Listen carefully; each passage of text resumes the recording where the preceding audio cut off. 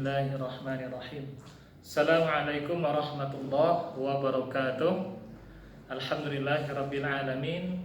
Asyhadu an la ilaha illallah wa asyhadu anna Muhammadar Rasulullah. Allahumma shalli ala Muhammad wa ala ali Muhammad. Alhamdulillah, semoga antuna semua dalam keadaan sehat walafiat. Baiklah, pada hari ini kita akan membahas materi perkuliahan akhlak tasawuf. Yang kita bahas pada pagi hari yang berbahagia ini adalah mengenai baik dan buruk. Ya baiklah, dalam kehidupan sehari-hari kita sering mendengar orang menyampaikan bahwa suatu perbuatan itu dianggap baik atau dinilai sebagai suatu perbuatan yang buruk. Misalnya ada ucapan, oh itu tidak baik itu, atau jangan dilakukan lagi, itu perbuatan yang buruk ya, tidak boleh dilakukan lagi. Sebenarnya bagaimana kita bisa mengetahui dan menetapkan apa itu standar baik dan buruk dalam diri dan kehidupan kita, sehingga kita tidak hanya sekedar membuat suatu ketetapan tanpa mengetahui bagaimana cara membuat ketetapan itu. Oleh karena itu pada hari ini kita akan membahas materi mengenai baik dan buruk. Sebelumnya kita terlebih dahulu membahas bagaimana baik dan buruk menurut pandangan beberapa aliran. Nah, coba perhatikan. Yang pertama itu aliran sosialisme. Aliran sosialisme. Menurut aliran sosialisme, baik dan buruk itu ditentukan sesuai dengan kesepakatan orang-orang secara bersama. Jadi ada orang tinggal di suatu tempat, di suatu wilayah, kemudian mereka berinteraksi, kemudian mereka terus intensif berkomunikasi dan berhubungan antara satu dengan yang lain. Akhirnya dalam interaksi itu mereka menetapkan hal-hal yang terkait dengan kehidupan sehari-hari mereka.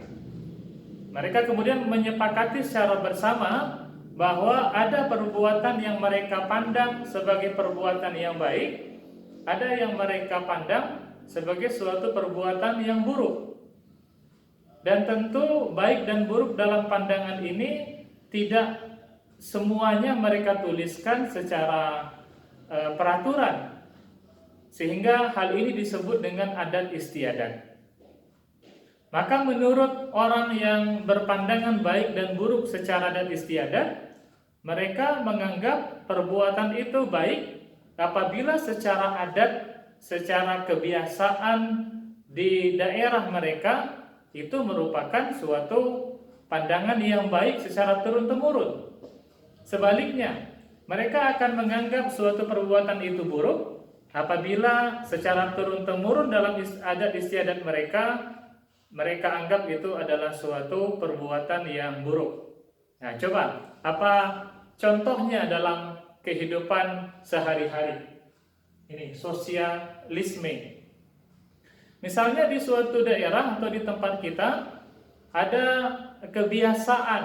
Misalnya ada kebiasaan atau ada adat.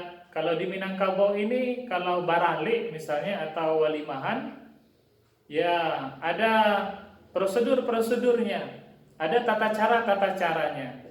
Yang mana apabila hal itu tidak dilalui, tidak dilakukan, maka berarti orang tersebut melanggar adat dan juga dia ditetapkan sebagai melanggar suatu kesepakatan bersama. Maka perbuatannya dianggap sebagai perbuatan yang buruk. Ini yang pertama, aliran sosialisme. Yang kedua adalah aliran hedonisme. Kalau menurut aliran hedonisme ini, baik dan buruk itu tergantung dari apakah dia menyenangkan dari hati atau tidak.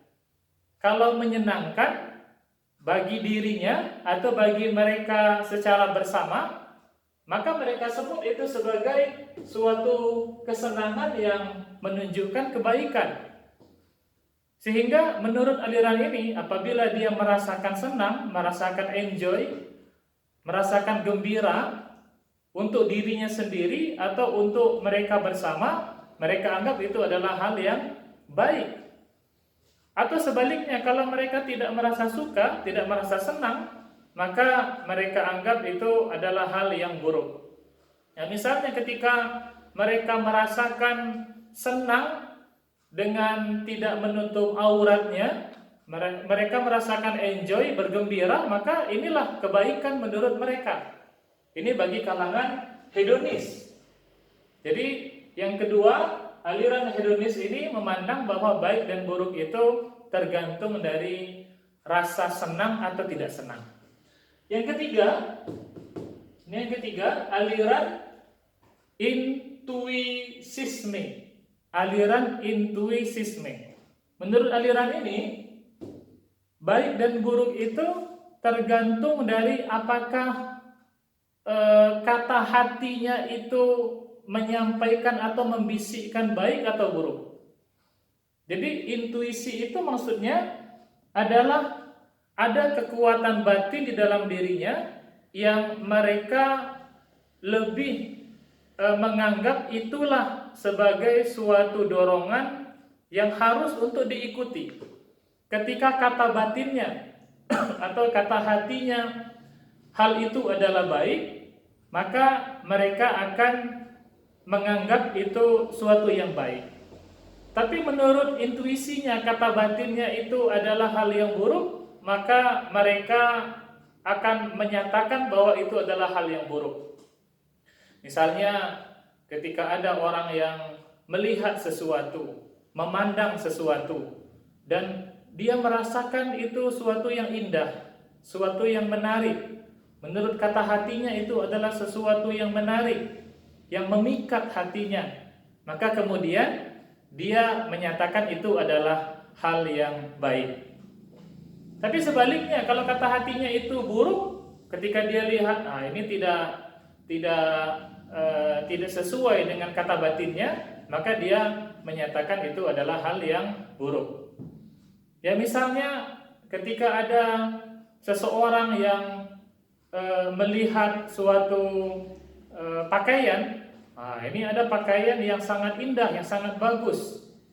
Ya, sehingga dalam batinnya merasakan, wah, ini kalau dipakai ini pasti akan sangat senang sekali. Ini pakaian yang baik, ini pakaian yang bagus. Padahal tidak diketahui dulu apakah itu menutup aurat atau tidak. Jadi menurut intuisi ini yang penting batinnya itu terpuaskan atau kata hatinya itu dia ikuti. Yang keempat, menurut aliran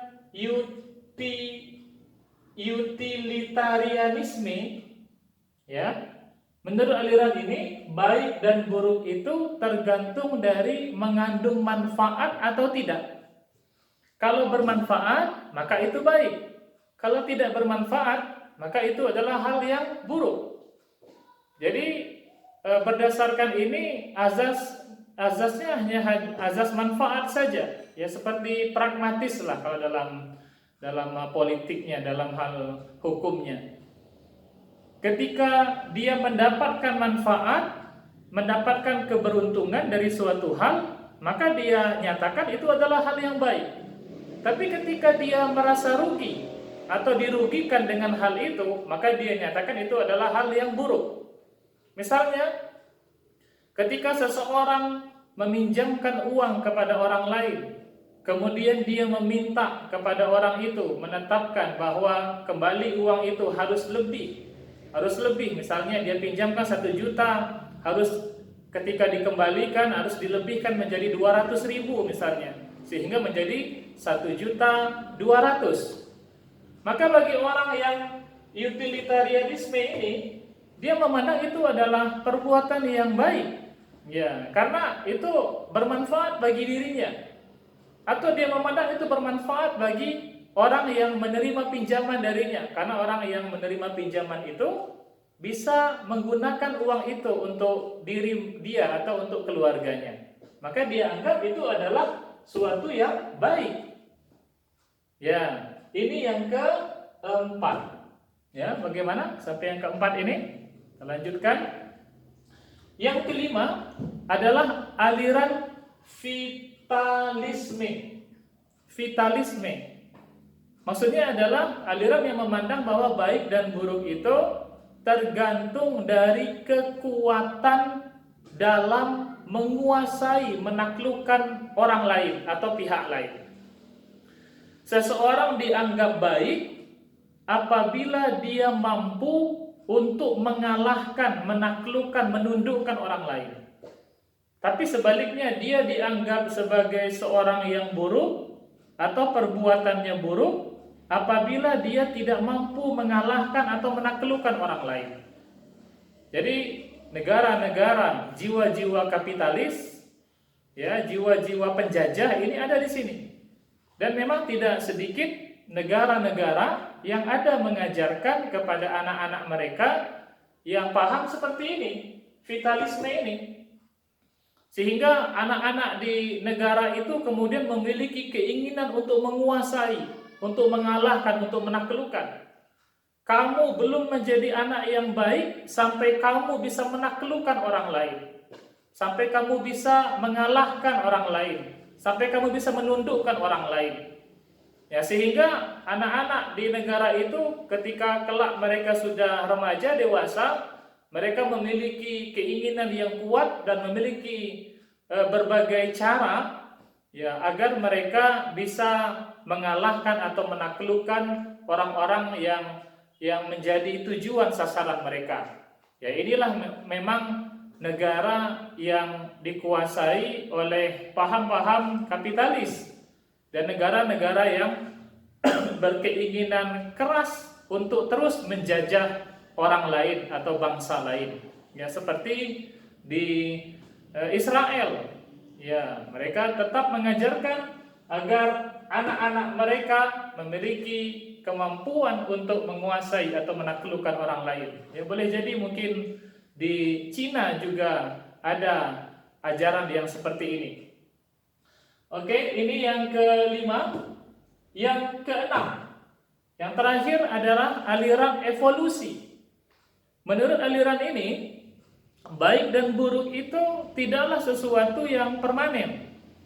Baik dan buruk itu bisa berubah-ubah sesuai dengan perubahan zaman, perubahan masa. Maka apabila sesuatu itu baik dan terus dilakukan oleh orang dan orang terus memandang itu adalah hal yang baik, maka inilah perbuatan baik yang bisa bertahan. Ya. Tapi sebaliknya, jika ada perbuatan baik yang di kemudian hari orang tidak lagi melakukannya, tidak lagi mengamalkannya, maka terasinglah, hilanglah perbuatan baik itu. Ya, ini ya seperti seleksi alam saja jadinya.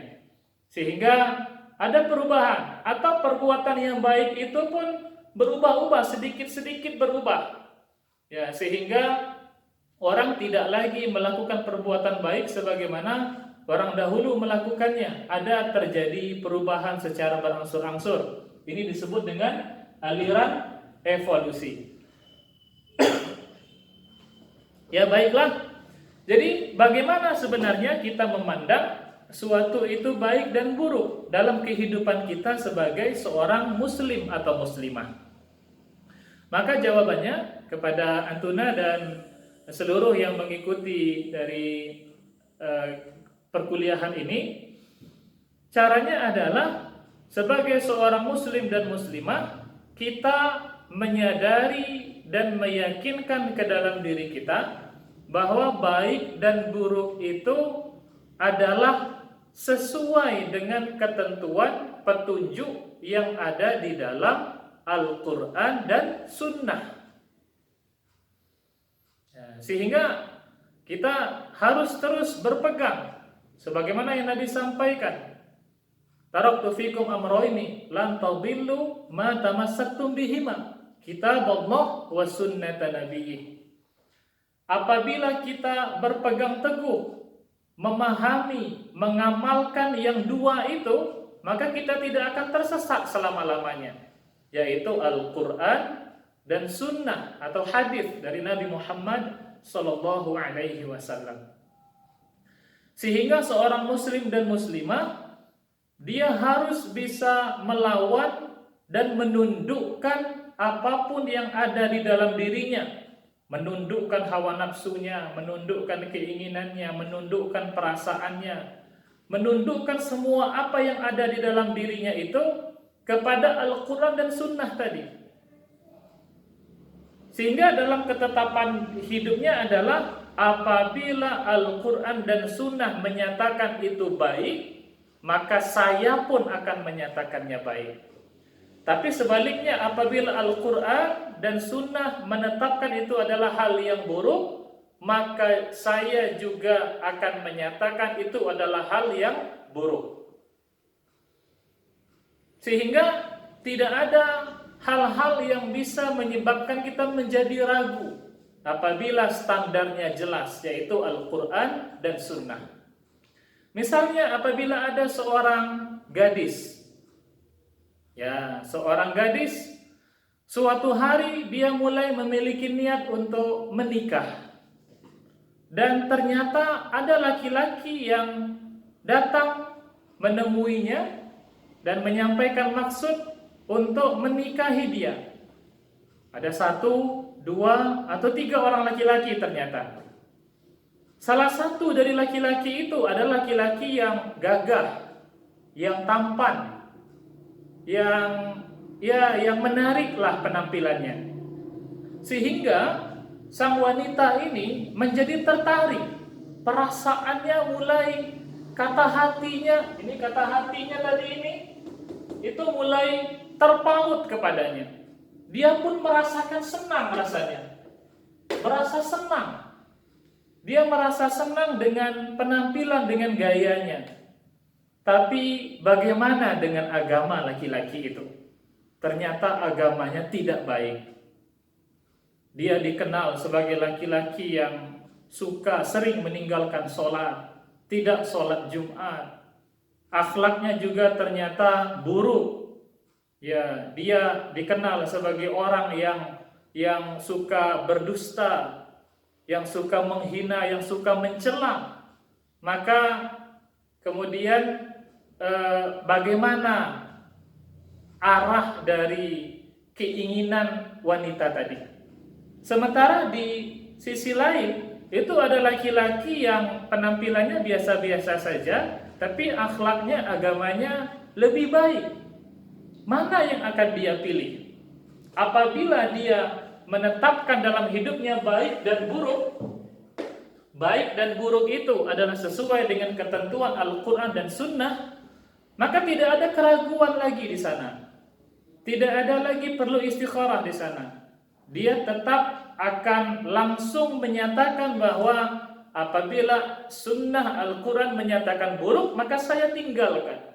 Sebab di dalam Sunnah disampaikan bahwa tunkahul mar'atu li arba'in, limaliha wa li hasabiha wa li jamiliha wa li diniha fazfar bidzatid din. Karena memang Nabi menyampaikan, utamakanlah, prioritaskanlah tentang agamanya. Maka kalau itu yang diprioritaskan, akan selamatlah, akan bahagialah engkau. Jadi ini yang disampaikan kepada antuna semua, bahwa baik dan buruk dalam ketentuan Islam itu adalah sesuai dengan standar yang sudah jelas Al-Quran dan Sunnah. Kemudian apa saja istilah-istilah yang ada di dalam Al-Quran mengenai baik ini atau mengenai buruk itu? Ini Bapak tugaskan juga kepada antuna.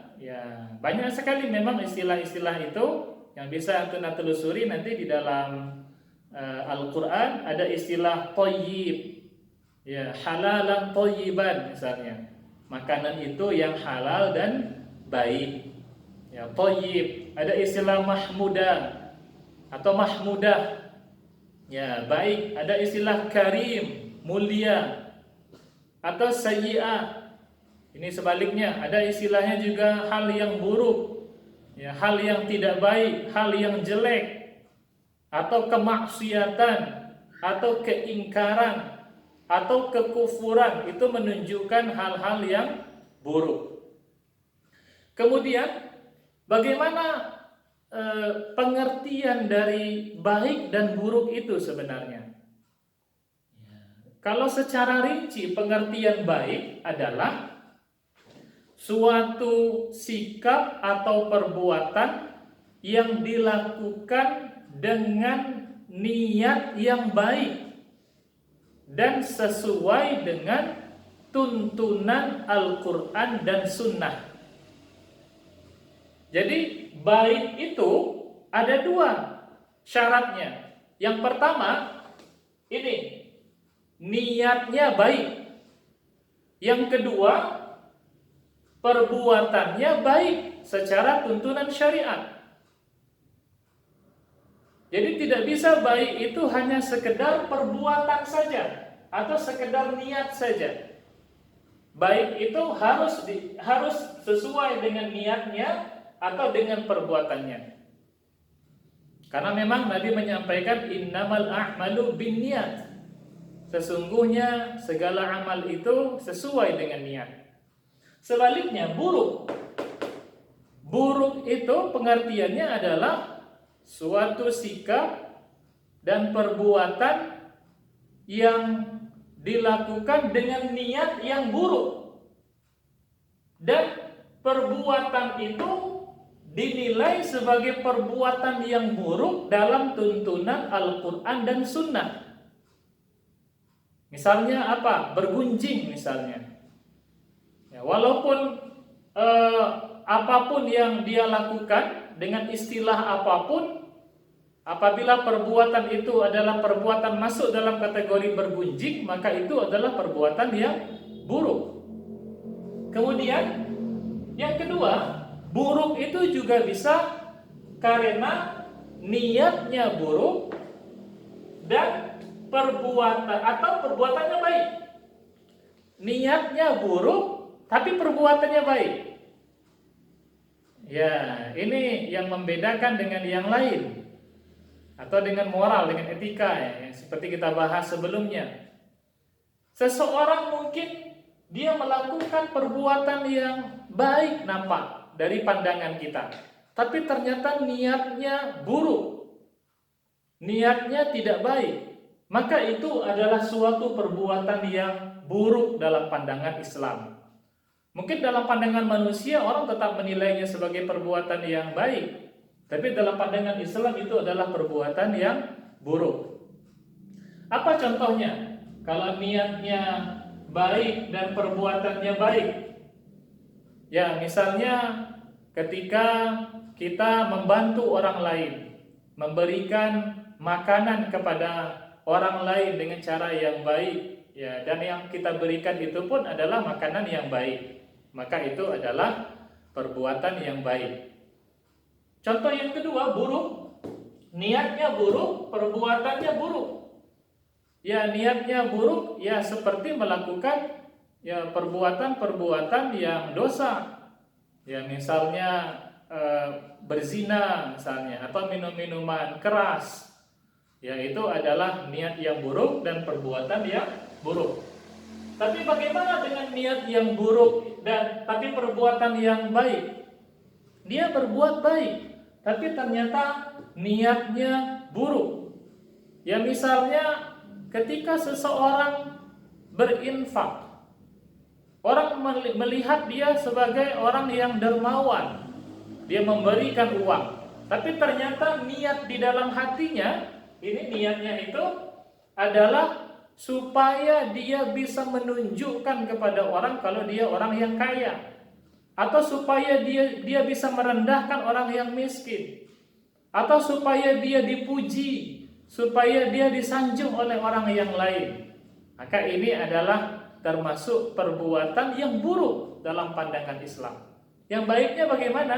Niatnya ikhlas karena Allah, niatnya baik seharusnya, dan perbuatannya baik. Itu baru disebut perbuatan baik. Tapi kalau perbuatannya baik, niatnya buruk, maka itu bukanlah suatu perbuatan yang baik. Ya, demikian yang bisa Bapak tambahkan dari makalah indah ya, Walidah Mawaddah. Ya, semoga Antuna bisa lebih memahami, dan penugasan dari Bapak adalah silakan Antuna telusuri dalil-dalil yang Bapak sampaikan tadi beserta dengan uraiannya, dan kemudian ditambahkan contoh-contoh dari aliran itu, contoh-contoh dari masing-masing aliran, dan contoh dari perbuatan baik dan buruk itu. Demikian, insya Allah akan dilanjutkan dengan materi perkuliahan berikutnya. Ya, demikian, semoga bermanfaat. Assalamualaikum warahmatullahi wabarakatuh.